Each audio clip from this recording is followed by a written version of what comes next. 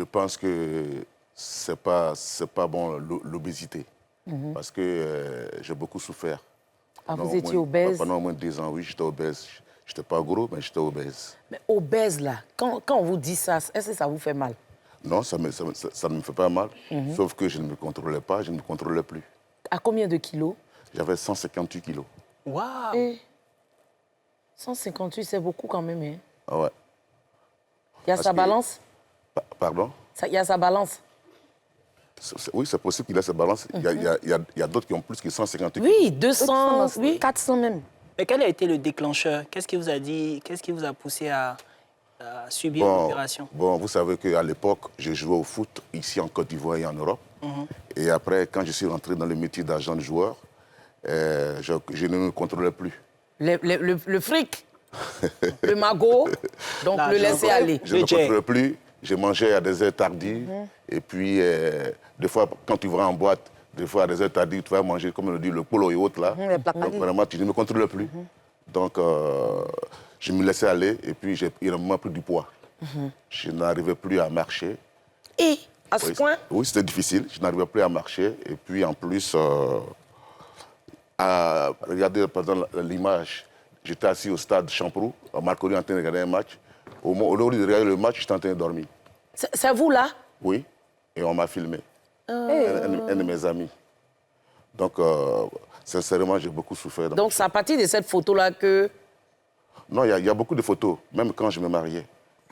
Même quand je me mariais, j'étais vraiment encore obèse. Donc, je suis allé un jour en Tunisie, puis j'ai croisé le docteur Mokhtar.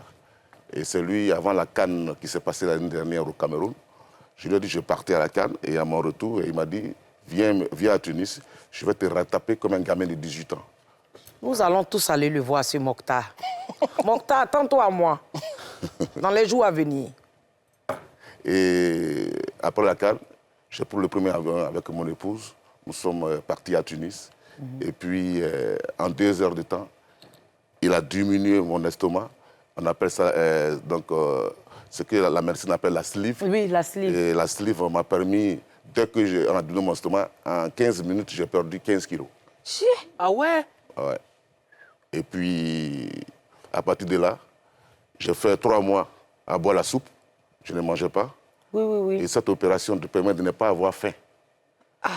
Et aujourd'hui, je mange 2 cuillerées de riz, une boule de banane, et puis voilà, ça va. Donc, et à ticker tout ça? Je mange, mais en 2 secondes. Les poulets viennent Un peu. Je mange seulement une seule cuisse de poulet, pas plus. Alors moi, je voulais ajouter qu'il y a certaines célébrités ailleurs aux États-Unis et autres qui ont eu à utiliser cette pratique-là pour pouvoir, on va dire, dépérir ou maigrir. Jennifer Hudson, Mariah Carey, Oui, etc., oui. qui ont fait ça. Est-ce que vous connaissez des personnes ici en Côte d'Ivoire qui ont pratiqué ce genre d'intervention-là, avec lesquelles vous avez échangé sur comment faire pour pouvoir passer à l'étape suivante après l'opération? Bon, je pense que la seule personne que je connais qui a fait cette opération, c'est l'ancien président de l'Africa Sport, Kone Cheikh-Oumar. Il a perdu aussi beaucoup de kilos. Il a été retapé normalement comme un gamin. Il vit en ce moment à Paris. Donc, moi, je suis allé dans je suis allé au CHU, je suis allé à Farah, je suis allé au CHU d'Angré, partout. Je voulais forcément faire cette opération. Ah ouais. Et on m'a dit qu'il fallait forcément dépérir avant de maigrir avant de faire cette opération.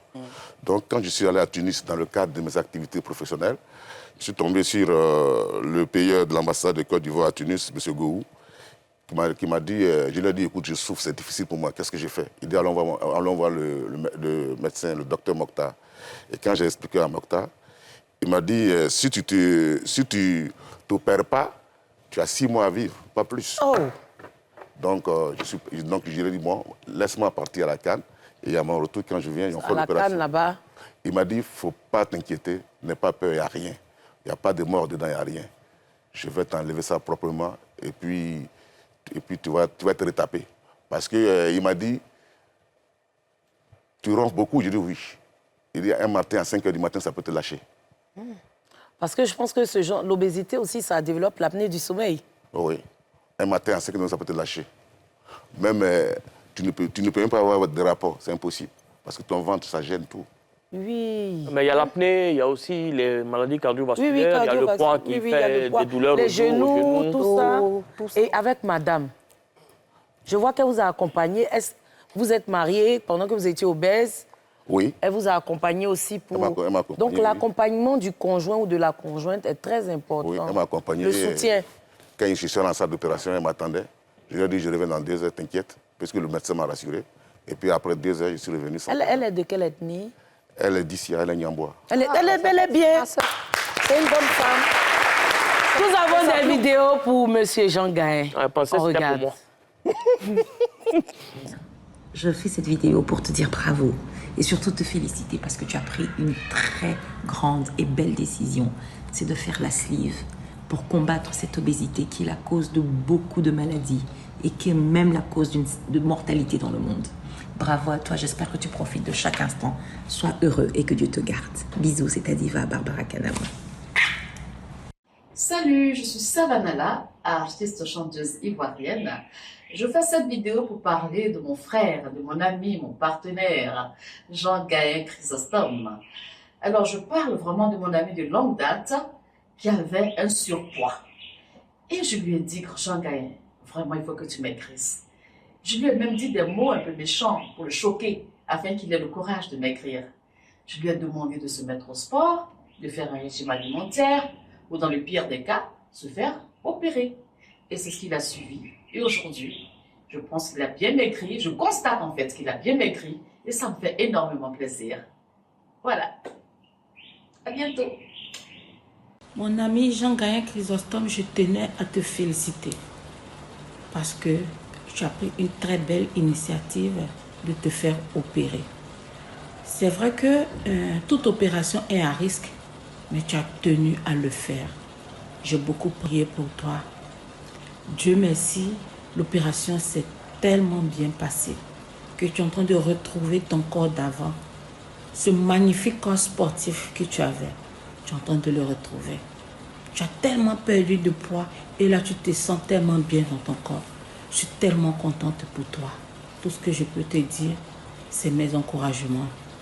Peut-être que j'essaierai aussi de faire comme toi, parce que moi aussi j'ai pris énormément de poids. Donc du courage à toi. Alors, il s'appelle Jean-Gaël Chrysostome. Ben écoutez, dans le temps, quand il marchait à mes côtés, on pensait que c'était le grand frère. Mais après son opération, on s'est rendu compte que c'est vraiment mon petit frère. C'est mon fils, Jean-Gaël.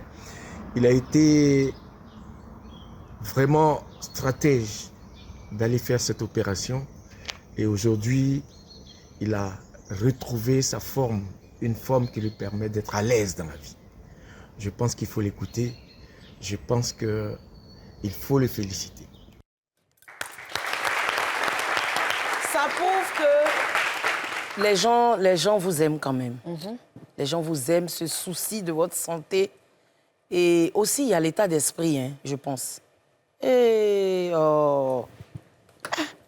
C'est ça, je vous dis. Vous voyez, c'est les choses des Kleenex. C'est un bad. Non, il y en a Regarde, pas. regarde dans le verre qui est à côté de toi ici. Non, non, il n'y a pas. Oui, dans le verre même à côté. Mais je vous dis toujours, ça là, je parle juste quand je suis fatiguée. Hein? Kleenex, on va mettre ici, on va donner aux gens qui pleurent là. Vous cachez. Eh Dieu. Toi. Non, c'est ça, le monsieur est en train de pleurer. Au moins sur le coup, pour que l'émission chauffe, on lui donne le Kleenex. Mais ces larmes vont tomber sur sa chemise d'abord avant d'envoyer. Hein? Hein? Vous cachez tout ici. Kirel nous donne l'eau, vous cachez. Kleenex encore, vous cachez vers la fin. Est-ce que avant votre intervention, vous avez eu des personnes qui vous ont demandé de ne pas le faire et autres, et d'utiliser d'autres formes pour maigrir Moi, j'ai beaucoup cru au docteur Mokhtar. Parce que tous ceux à qui j'ai causé et puis j'ai donné des conseils, ils m'ont tous dit reprends le sport, fais le sport. C'est la seule manière. Inscris-toi dans une salle. Dans une salle et puis on va voir. Mais est-ce que vous avez repris le sport? Oui, j'ai repris. Mais c'était après l'opération. Ah, après l'opération? Oui. Parce qu'à cause de mes nombreux voyages, donc, je n'avais pas le temps. C'était un peu, oui. Je n'avais pas le temps de faire le sport. Pourtant, on me conseillait. Et après l'opération, j'ai repris le sport. Je ne joue plus au foot, mais je marche beaucoup. Vieux père, est-ce que cette prise de poids que vous avez eu en un temps après le football n'est pas dû à quelque chose de marquant dans votre vie ou une dépression sans que vous sachiez que vous aviez une dépression. Parce que souvent aussi, quand on est dans quelque chose et puis après on passe à un autre stade, il y a parce que beaucoup de personnes se défoulent à leur manière. Il y a des gens, quand ils sont énervés, ils se mettent à manger tout le temps pour évacuer un stress. Il y a des gens qui font autre chose. Donc, est-ce que ce n'est pas dû à quelque chose qui s'est passé dans votre vie qui a fait que vous avez lâché complètement et puis vous avez commencé à manger, et puis après, c'était un peu trop tard par rapport à ce qui devait se passer? Est-ce qu'il n'y a pas eu un décès, quelque chose un élément déclencheur cette prise de poids? Il n'y a pas eu d'élément déclencheur. En gros, peut-être que je mangeais beaucoup et puis je ne faisais plus le sport. Et puis je voyageais beaucoup, donc je n'avais pas le temps de faire ça. Comme il a dit, il dit peut-être la belle vie, c'est ça? Parce que, bon, après le foot, je faisais un métier fabuleux, le métier d'agent de joueur. Donc ça me permettait de voyager beaucoup, donc je n'avais pas le temps.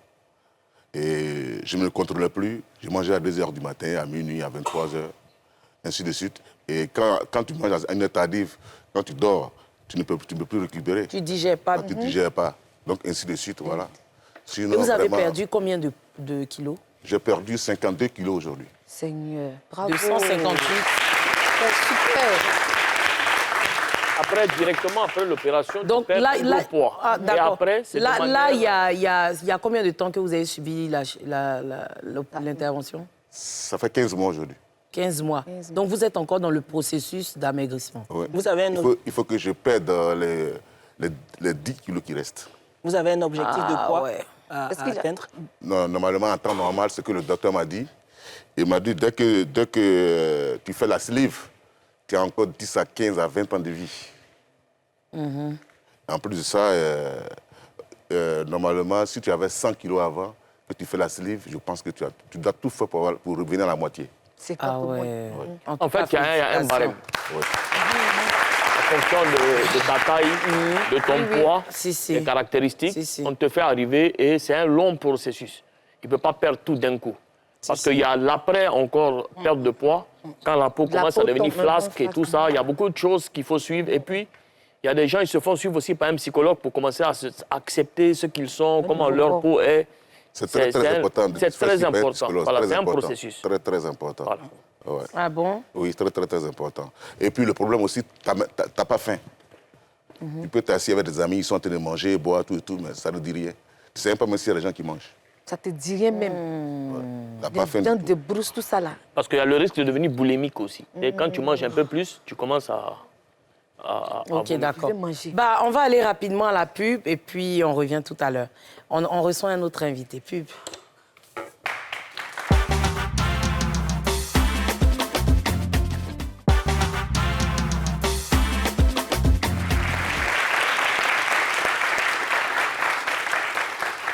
Bienvenue dans le Yves Doro Show. Ça se passe ici sur NCI et nulle part ailleurs pour tous ceux qui nous prennent en marche. Ce soir, nous recevons M. Jean Gahin, agent de joueur, qui a subi une intervention chirurgicale pour perdre du poids. C'est ça? C'est ça. Quel est le mot de fin pour vous? Le conseil, en fait. Je pense que le mot de fin, il faut beaucoup faire le sport. Être obèse, c'est pas bon. Tu perds beaucoup. Aujourd'hui, je me sens super bien dans ma peau. Et en ce moment, je traverse une période de joie extraordinaire.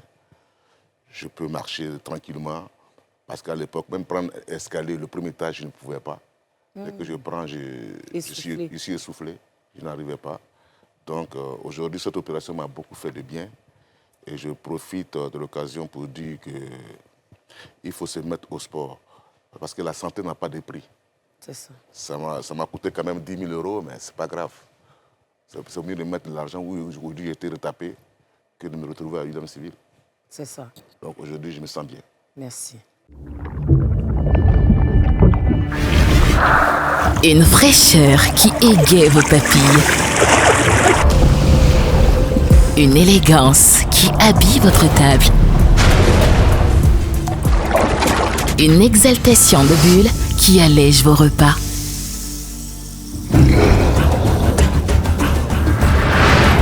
Kirène la pétillante au minéral gazéifié.